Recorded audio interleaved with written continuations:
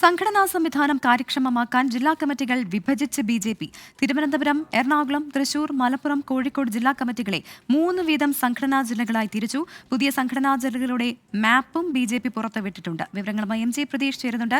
പ്രതീഷ്, പ്രധാനമായും ഈ 3 ജില്ലകളെ കേന്ദ്രീകരിച്ചാണ് ഈ പ്രവർത്തനം നടത്താൻ ബി.ജെ.പി. മുൻപും പദ്ധതിയിട്ടിരുന്നത്. ഇപ്പോൾ ഈ 3 വീതം സംഘടനാ ജില്ലകളായി തിരിച്ച ആ നടപടി അതെങ്ങനെയാണ്? ഏത് തരത്തിലാണ് മാപ്പ് പുറത്തുവിട്ടിരിക്കുന്നത്?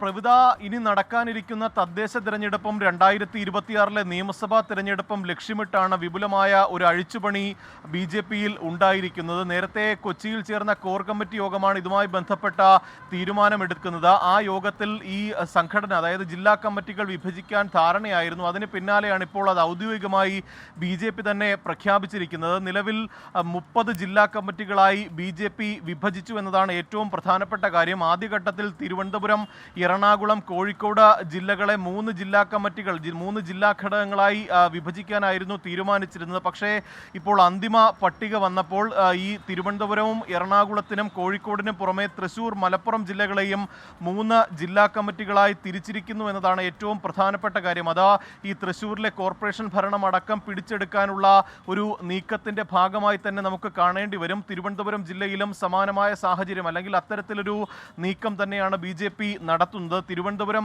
ജില്ലയുടെ ഒരു നിലവിലെ സ്ഥിതി എടുത്താൽ തിരുവനന്തപുരം ജില്ലയെ 3ആയി വിഭജിച്ചിട്ടുണ്ട്. അതായത് Thiruvananthapuram south district, Thiruvananthapuram east district, Thiruvananthapuram city district, ഇങ്ങനെയാണ് ഈ 3 ജില്ലകളായി തിരിച്ചിരിക്കുന്നത്. അതുകൊണ്ട് തന്നെ ഈ തിരുവനന്തപുരം ജില്ലയിലും 3 ജില്ലാ ഭാരവാഹികൾ അല്ലെങ്കിൽ ജില്ലാ നേതാക്കൾ, ജില്ലാ പ്രസിഡന്റുമാർ വരുമെന്നതാണ് ഏറ്റവും പ്രധാനപ്പെട്ട മറ്റൊരു മാറ്റം.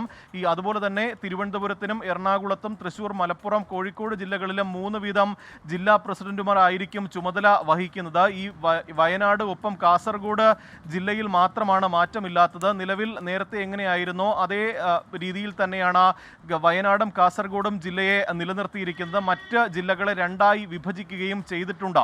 എന്തായാലും ഈ തദ്ദേശ തിരഞ്ഞെടുപ്പിൽ വലിയ മുന്നേറ്റം ഉണ്ടാക്കാനുള്ള ഒരു നീക്കത്തിന്റെ ഭാഗമായാണ് ജില്ലാ കമ്മിറ്റികളെ വിഭജിച്ചത്. സംഘടനാ സംവിധാനം കൂടുതൽ ശക്തിപ്പെടുത്തുക, പ്രവർത്തനങ്ങൾ കാര്യക്ഷമമാക്കുക എന്നതാണ് ഈ തീരുമാനത്തിന് കാരണമെന്നും ബി.ജെ.പി. വിശദീകരിക്കുന്നുണ്ട്.